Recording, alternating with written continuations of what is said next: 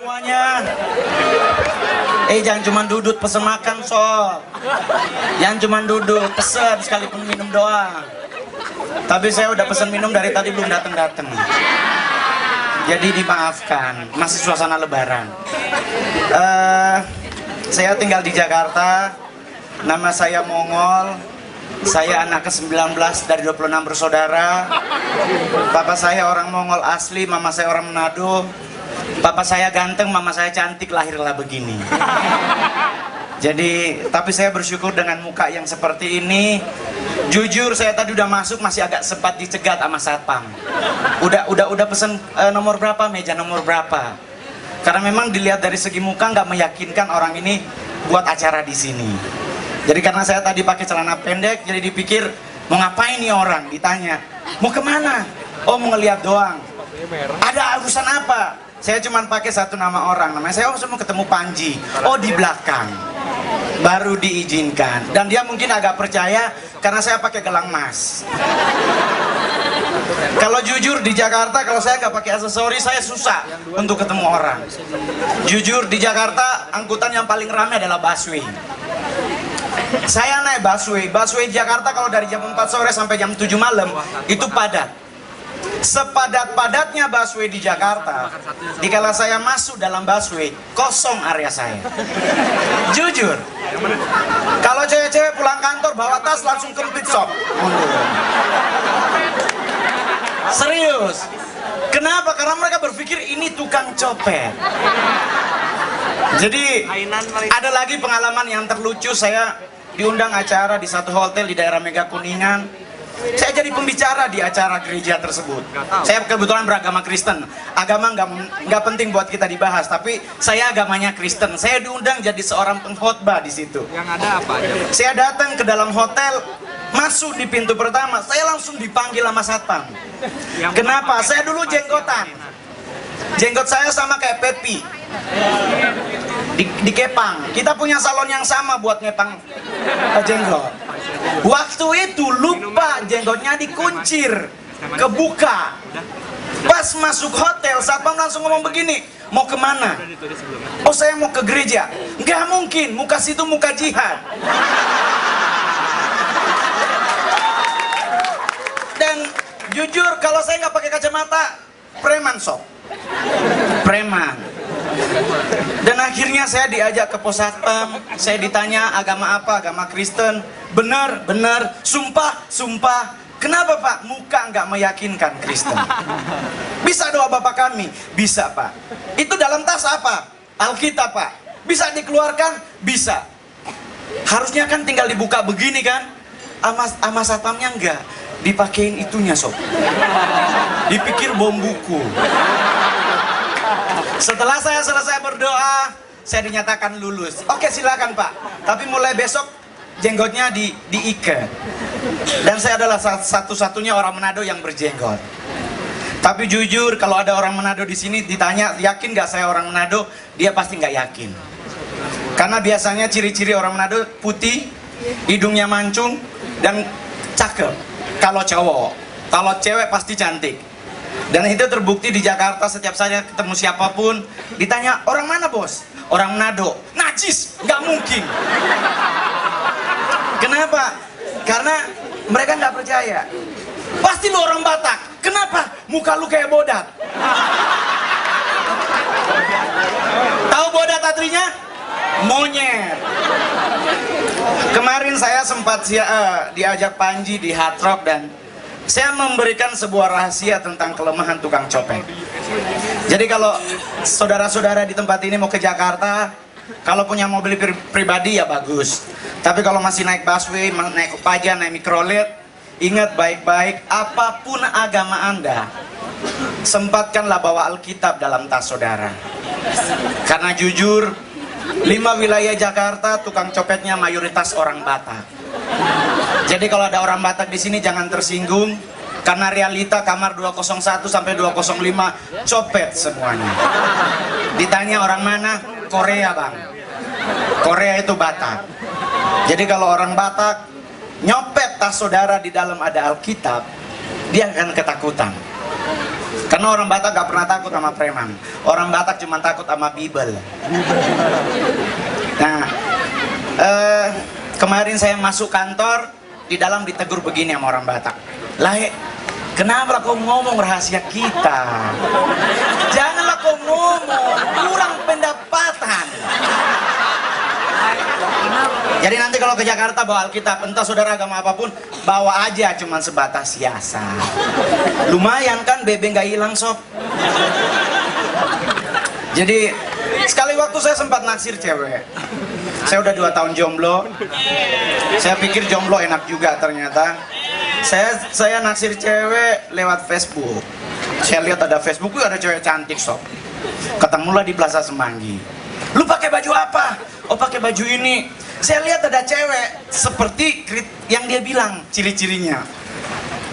Dia nyender di dinding. Dia nyendernya begini. Cantik coy, cantik. Pas saya datengin, saya bilang, kesini dong mbak. Buntut bakar. Saya kaget, ternyata dia anggota CEDI. Tahu CEDI? Cewek dinding. Karena pas dia jalan begini. Ternyata kalau naksir cewek jangan lewat Facebook. Facebook cuma muka doang cakep. Takutnya bawaan nggak normal. Makannya. Dan saya ada cerita lucu saudara. Ini pengalaman terjadi dalam penjara. Di penjara itu bisa nyari tahu dia, kan penjara Cipinang semuanya laki, nggak ada perempuan sama sekali. Perempuan itu pasti petugas. Untuk membuktikan seseorang itu laki-laki benar asli atau KW, itu susah ngebedainnya di penjara. Karena semuanya botak. Semuanya laki pakai baju laki, nggak ada yang pakai baju cewek, nggak ada yang pakai dipakein pensil alis, nggak ada. Semuanya laki.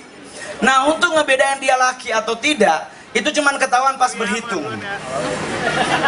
Jadi kalau rolling berhitung kan 1 pasti manly, betul? 2 pasti laki. Yang ketiga bunyinya 3. Ternyata nggak cowok coy. 4 bunyi lagi 7. Pasti nggak cowok. Terus kalau saudara mau nyari tahu dia normal atau tidak di kolam renang, gampang. Kolam renang Cipaku banyak homonya sob. Betul. Jadi kalau saudara berenang ke Cipaku, kalau nyari tahu cowok itu normal atau tidak, gampang nyari taunya. Jangan lihat dari bajunya, nggak pernah dia pakai bikini cewek. Nggak ada. Ketahuan dari dia ngeluarin air dari telinganya.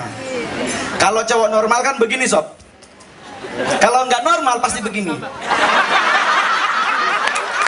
Dari situ ketahuannya. Kalau saudara agamanya Kristen, ketahuan pas disuruh berdoa. Kalau dia cowok benar, kalau dia berdoa suruh angkat tangan kan cuman begini. Betul? Kalau dia nggak normal, kaki maju sob, pause. Begitu, itu buat nyari tahu. Jadi buat nyari tahu yang di sekeliling saudara orang normal atau tidak, lihat dari jarinya. Jari telunjuk dengan jari manis, kalau sejajar pasti dia nggak normal. Lihat aja, langsung lihat semua. Kasihan, ya ampun. Kenapa langsung ngelihat? Kan nggak disuruh. Pasti nggak normal semuanya, kan langsung ngecek. Di penjara kemarin kita bercanda-bercanda. Ada bercanda tentang, saya tidak melecehkan suku ya, jangan marah. Ada lomba nyanyi lagu Hari Merdeka. Jadi ada bapak-bapak lomba nyanyi Hari Merdeka. Majulah dia dari orang Madura. Dia maju, dia nyanyi begini, 16 Agustus tahun 45. Jurinya bilang begini, salah, lu ganti lagi. Dia lagi nyanyi lagi, 16 Agustus tahun 45. Salah.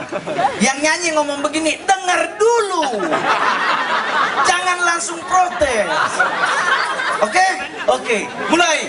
16 Agustus tahun 45, besoknya hari kemerdekaan kita. Benar kan? Benar.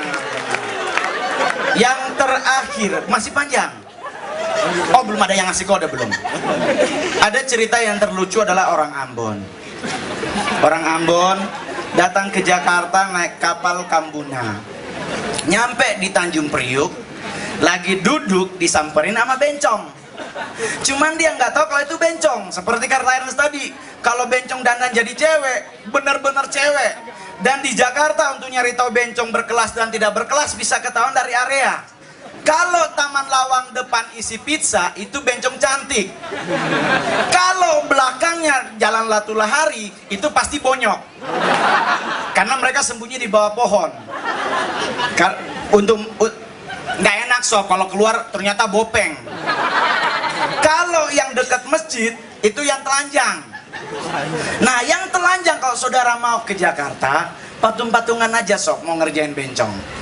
Saya punya trik buat saudara. Nanti kalau ke Jakarta, kumpulin berenam, patung-patungan satu orang 100.000. Sewa mobil patroli polisi 1, mobil buat nangkep orang 1. Jam setengah 1 malam nongkrong aja di Taman Menteng. Jam 1 jalan coy. Lah bunyiin lah tuh di atas.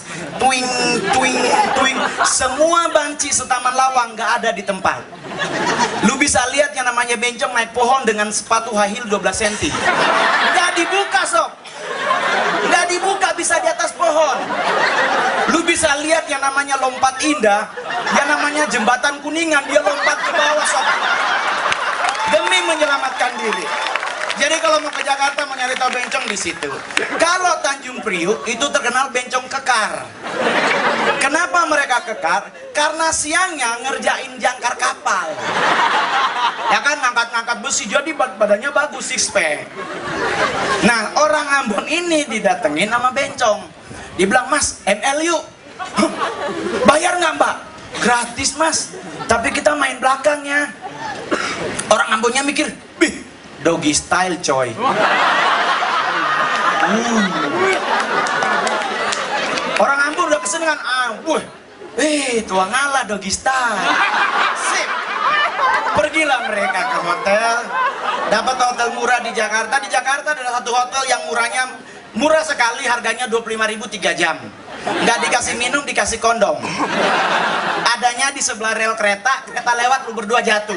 Jangan marah, sesuai harga sob. Ya kan? Udahlah, mereka ML.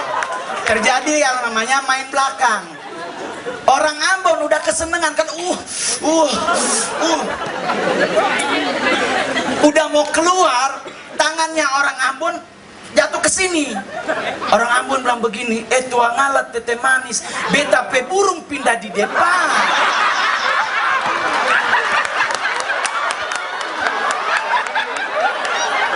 Ngerti artinya?